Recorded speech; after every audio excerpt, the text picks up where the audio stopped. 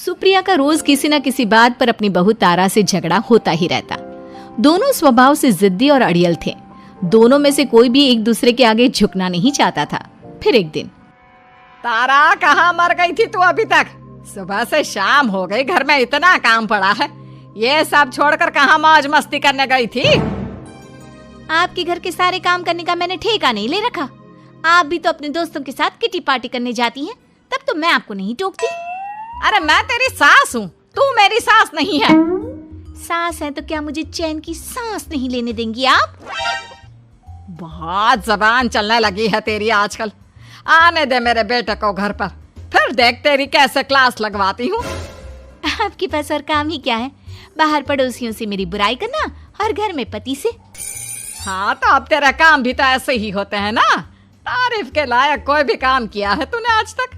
बस जुबान चलवा लो, कैंची से भी तेज चलती रहती है।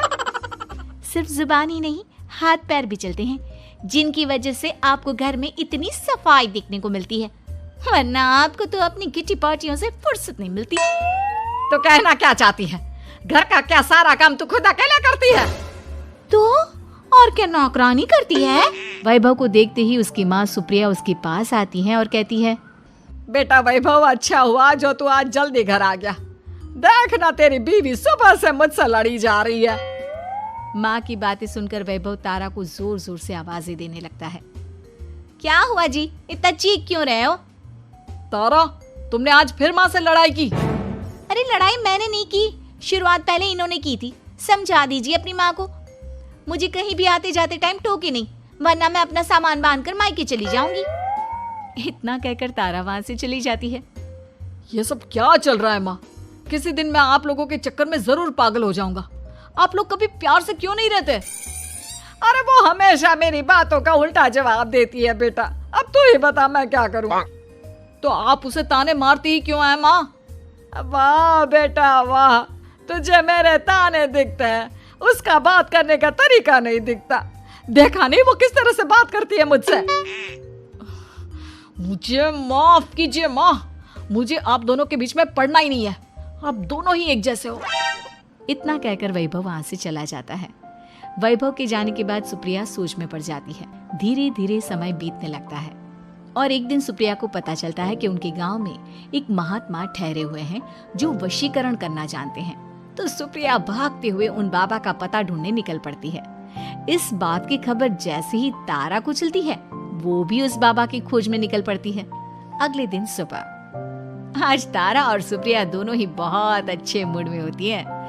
ना सुप्रिया तारा को देखकर कोई ताना मारती है, ना तारा अपनी सास से बेवजह उलझती है। दोनों मिल बांटकर रसोई में काम करती हैं। भाई तारा, जरा मुझे वो चाय पत्ती पकड़ाना। ये लीजिए माँ जी, क्या आप मेरे लिए भी चाय बना देंगी? अरे हाँ हाँ, क्यों नहीं। इसी तरह दिन बीतते हैं और दोनों का रिश्ता भी निखरने लगता है।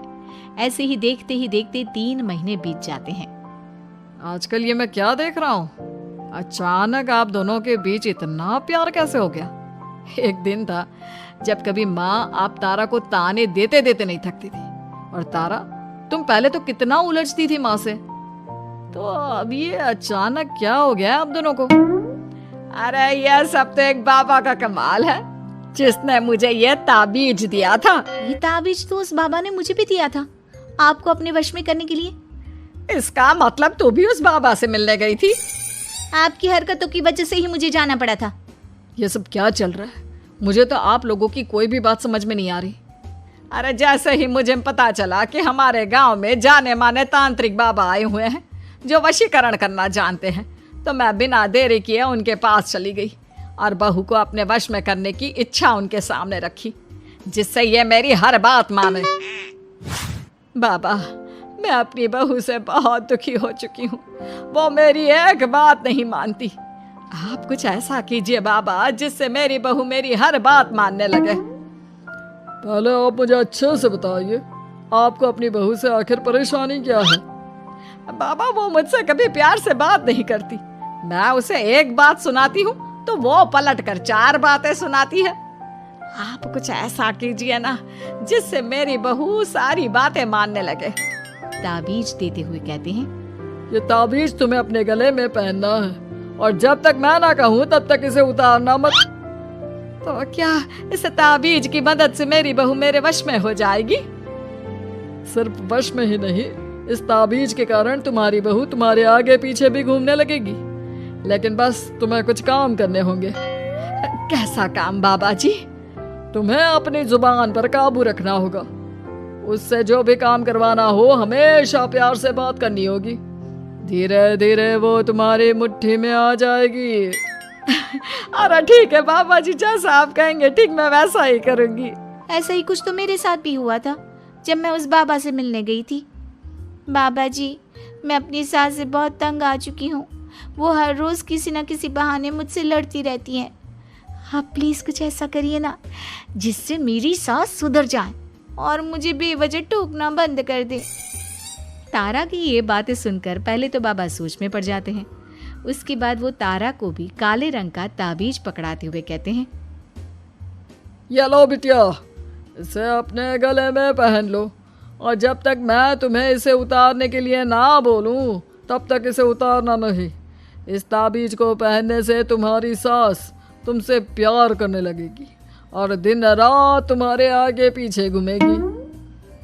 बाबा, इस ताबीज का असर कब तक होगा?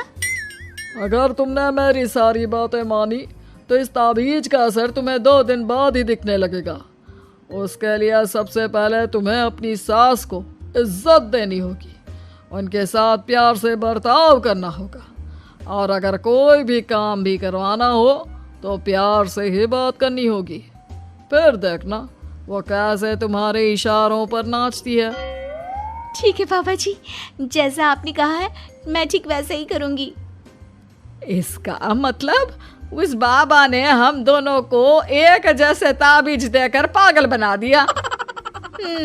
जरूर कोई ढोंगी बाबा होगा। इतने में ही बाबा भी उनके घर पहुंच जाते हैं और मुस्कुराते हुए उनकी ओर आते हैं और उनसे उनके हालचाल पूछते हुए कहते हैं, ताबीज का असर हुआ या नहीं? बाबा जी, आपने हमें एक ही जैसा ताबीज देकर पागल बनाया है। ऐसा कैसे? ताबीज ने अपना काम तो पूरा ही किया है। आप दोनों को देखकर लगता तो नहीं कि अब भी आप लोगों के बीच कोई खटपट है। खटपट तो नहीं है बाबा जी। अब तो मेरी बहू मेरी हर छोटी बड़ी ज़रूरतों का ख्याल रखती है, मेरी सेवा करती है। हाँ, वैसे अब तो मम्मी जी मुझे ताने भी नहीं देती और ना ही कहीं आने जाने में टोकती हैं। जानते हो यह सब कैसे संभव हुआ? कैसे बाबा जी? यह सब तुम दोनों के कारण ही संभव हुआ है। मैंने जो ताबीज दिया था वो सिर्फ एक धागा ही था। ये चमत्कार तो तुम दोनों ने अपनी जुबान पर संयम रखकर प्यार और संयम के साथ काम करके किया है। बिटिया, कुछ कमी तुम्हारे अंदर थी तो कुछ कमी तुम्हारे सास के अंदर थी। इसीलिए तुम दोनों को सुधारने और तुम्हारी गलती का एहसास कराने का यही एक रास्ता था। बाबा की ये सारी बातें सुनकर सुप्रिया और तारा एक दूसरे की ओर देखने लगते हैं। अब उन दोनों को अपनी गलती का एहसास होता है। शायद आप सही कह रहे हैं बाबा, मैंने कभी अपनी बहू को समझने की कोशिश ही नहीं की। मैंने भी तो कभी आपकी उम्र और ओहदे का लिहाज नहीं किया और जो जब मन में आया बोलती चली गई। हो सके तो मुझे माफ कर देना मम्मी जी। चलो फिर, अगर सब ठीक ही हो गया है तो बाबा जी अब आप भी वापस अर्जुन बन जाइए। वैभव की बात पर बाबा अपनी नकली दाढ़ी हटाते हैं तो उसे देखकर सास बहू हैरान रह जाती हैं। अरे अर्जुन भैया, आप? हाँ भाभी, आप दोनों के रोज रोज वाले झगड़ों से परेशान होकर एक दिन मेरे इस दोस्त ने एक प्लान बनाया और मेरी मदद मांगी, तो मैं इनकार कैसे कर सकता था। और देखिए आज उसका नतीजा हम सबके सामने है।